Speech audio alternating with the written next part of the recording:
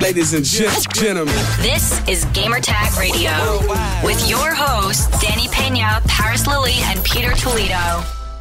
We're live here at the Apple Gaming Showcase in Los Angeles. And yeah, it's our first time at an Apple Showcase, man. So yeah, how's it been your experience? No, it's been cool. It's been cool. It's been cool to see how Apple is integrating gaming into their various products and kind of synergizing them across mobile, across iPad, and across you know, their MacBooks as well, and then obviously Apple TV. See, so I have a MacBook Pro. I have an older version of the iPad Pro. I know you've always been an Apple.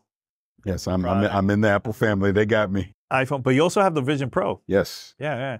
So we had a conversation about that. Like, I would love to see more stuff like that also for the Vision Pro. I know the Apple subscription service is available. Yeah, Apple Arcade, right? Mm-hmm. So how's it been with using the Vision Pro for you at home? Well, so that was the conversation that we're having is, as far as the Vision Pro goes, I haven't used it for gaming. I've been using it for some productivity stuff and mostly, you know, entertainment. But conversation we're having is, you know, they're building up to it. Obviously, 2.0 of the software is about to come out, and, you know, integrating more Apple Arcade stuff into it. Developers are obviously start making more, which this event was all about, is third-party developers making games for Apple, because they're using M1 chips, or the M series chips, I should say. M1 is the lowest one, but compared to, like, if we're playing on Windows or something like that, using x86. So there's a difference there. But the fact that we got to play Assassin's Creed Mirage. Yes. Got to play Prince of Persia. I played that on a phone first. Yeah, I played Resident Evil 7. Great. Yeah. Great, yeah. Because I also played Prince of Persia. That's from also Ubisoft game. So that one I played it, was it like over a year ago? I played it on the Switch. Plays great, right? But this time now I played on a MacBook, and it plays amazing.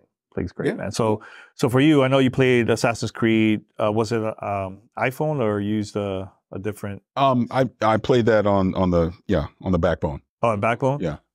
Backbone. Please. I know you've been playing Backbone for a while now on iOS. How's that like compared to like other controllers and stuff? It was good. There were no issues. Like I said, I did Resident Evil 7. I did that on the Backbone as well.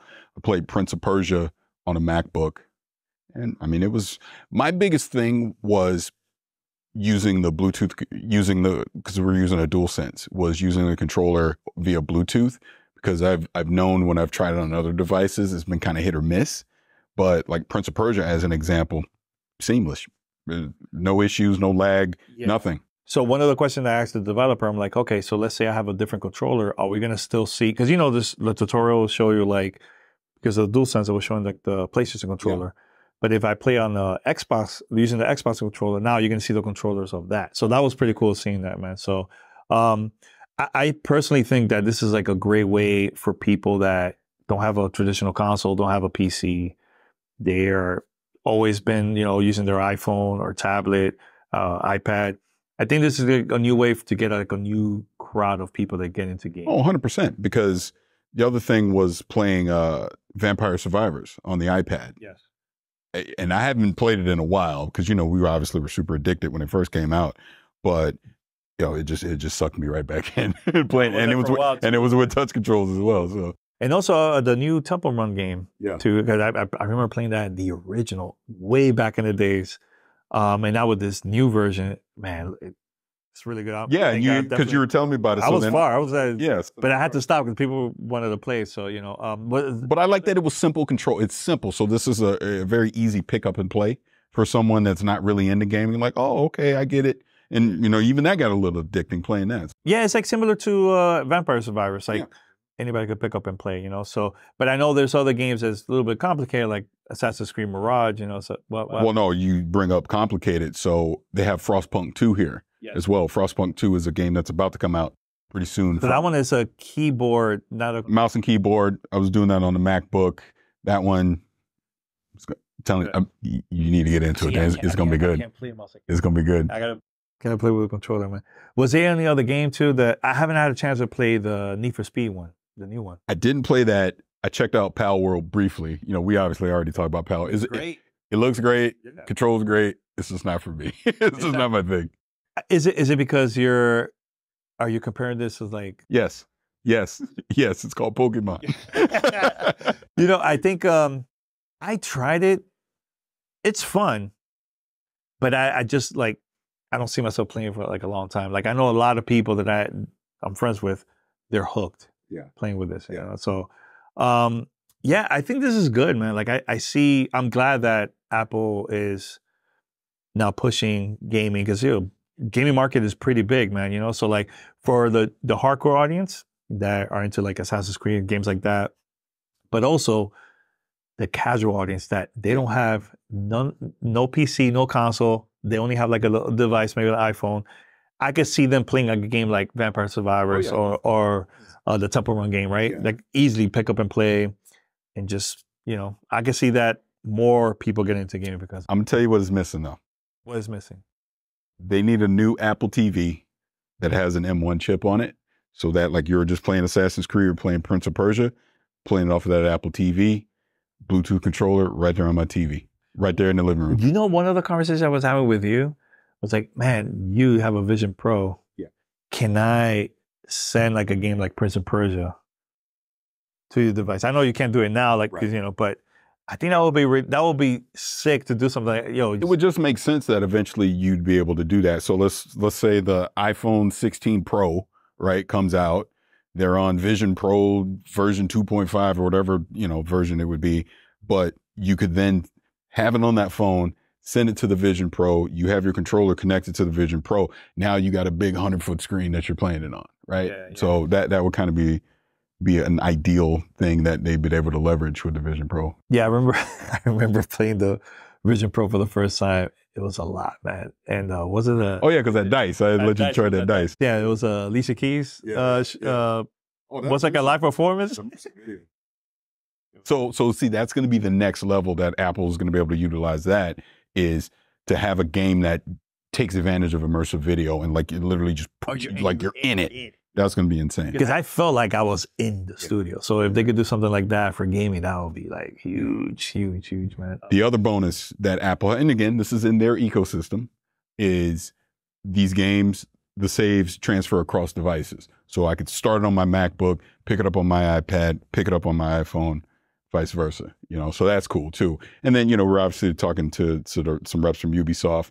Ubisoft takes it another step where, okay, you could do it in the Apple ecosystem, but if it's UB Connect, you can obviously transfer those saves to other devices too. I think that's pretty cool, man, because, I know there's been games in the past where they don't have that. And you're like, oh man, they don't have no cross save, no cross play. So now you'll have to choose like, okay, where I'm going to play my games.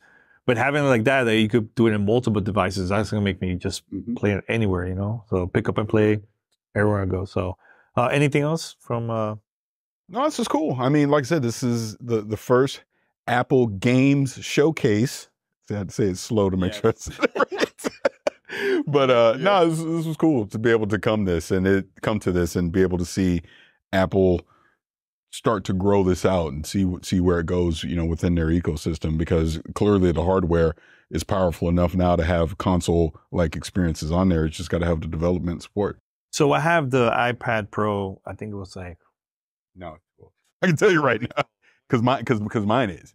So we got it around the same time. Because I don't have one that has an M series chip in it. Yep. So I'd have to upgrade. But see, I was like, oh man, I got the Pro. This is legit, and now I gotta upgrade with this one. Now, do you see which size you see yourself? I always get the big one. The big one.